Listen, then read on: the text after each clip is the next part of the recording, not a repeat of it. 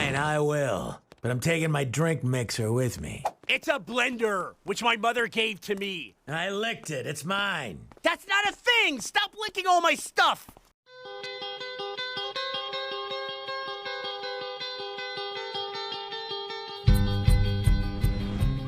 Hey guys, it is Tristan with Nerdette's NewsStand, and I want to talk about Batman. Now, I usually get to this on New Comic Book Day. I've been so behind this week.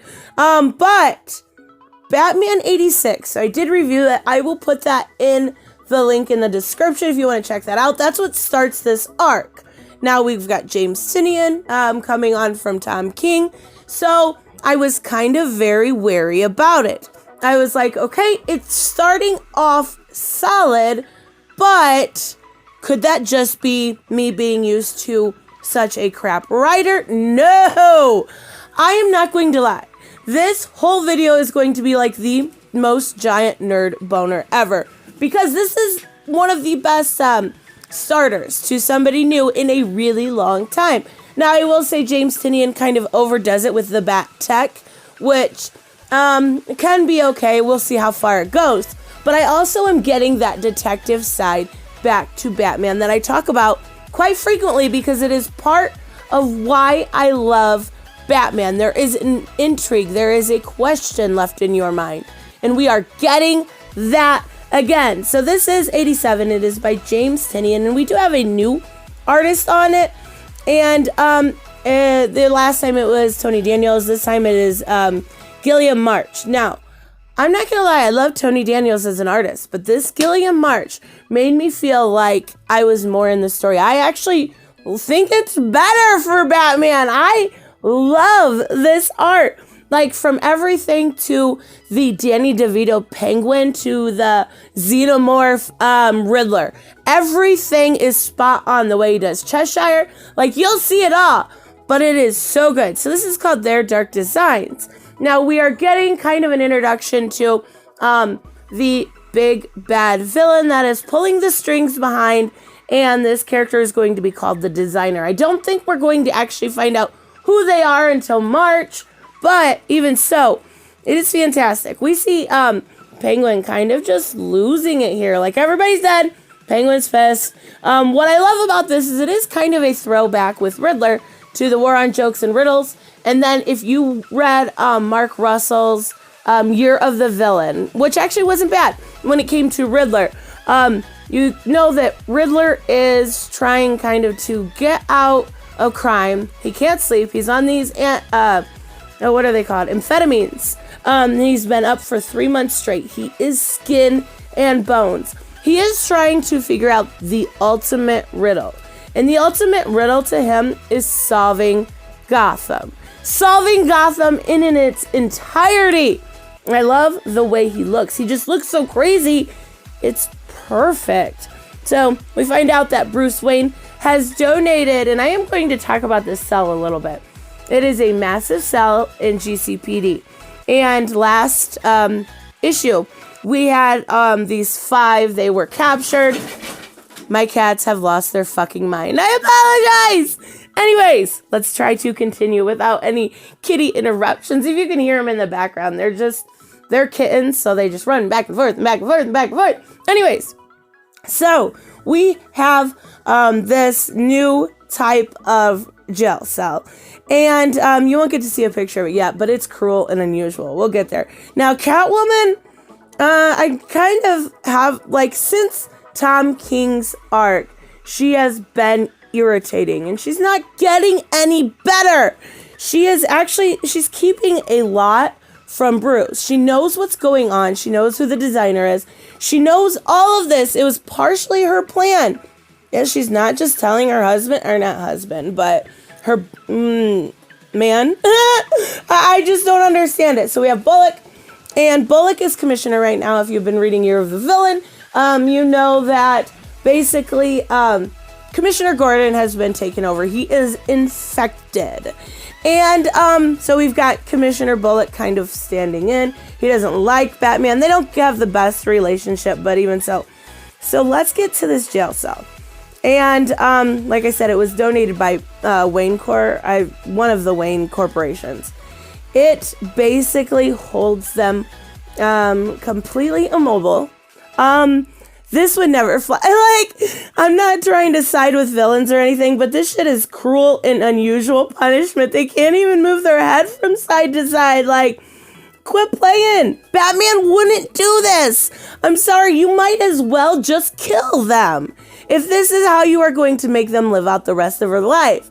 I don't believe for a second that Batman would actually go along with this, let alone design it. So, I don't know. So we get this amazing scene with Cheshire. And we've got new, like I said, this new bat tech. And it's different. It's good. It seems to be good. Cheshire looks fantastic. Fantastic's not the correct word for it.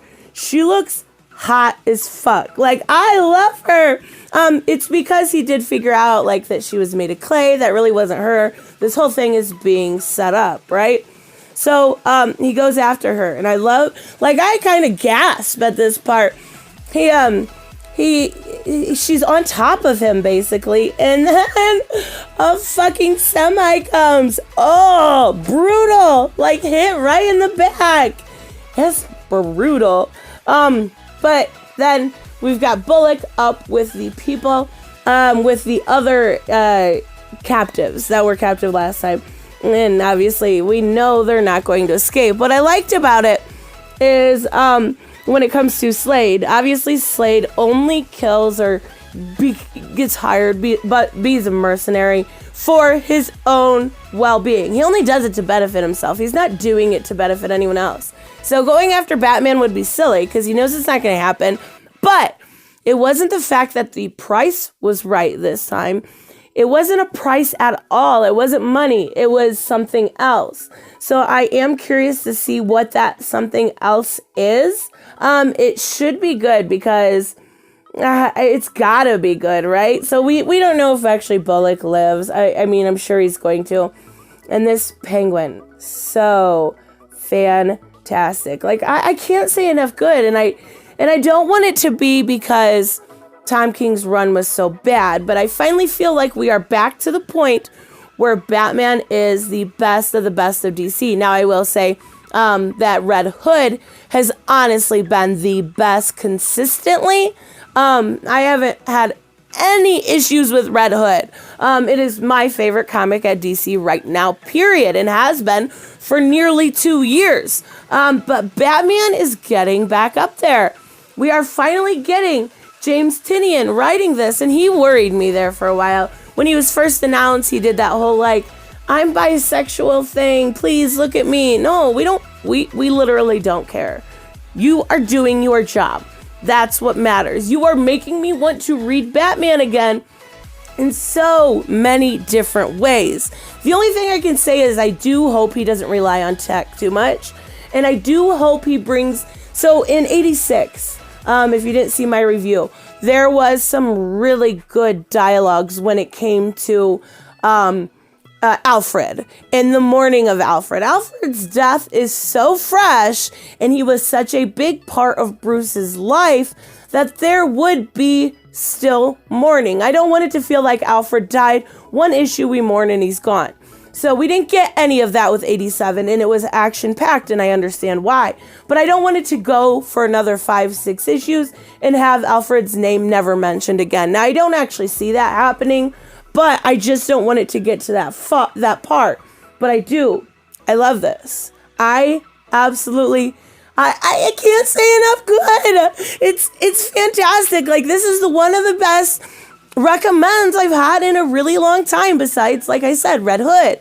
This is fan-freaking-tastic. I love it. Let me know what you guys think, or if you are giving James Tynion a chance and this new artist, this fantastic run, or, you know, if you just are here for the total squeaky nerd boner Tristan. Let me know. I will see you in the next one. Bye-bye. Hey guys, I want to give a huge shout out to my Subscribestar and Patreons. You guys literally make this channel possible.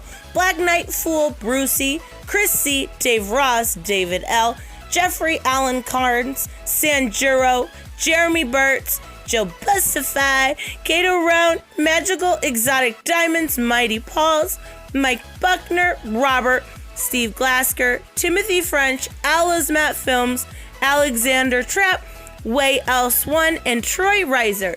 You guys are absolutely amazing, and I want to say thank you to each and every one of you. Don't forget to subscribe and like on the way out, and I will see you in the next one. Bye-bye.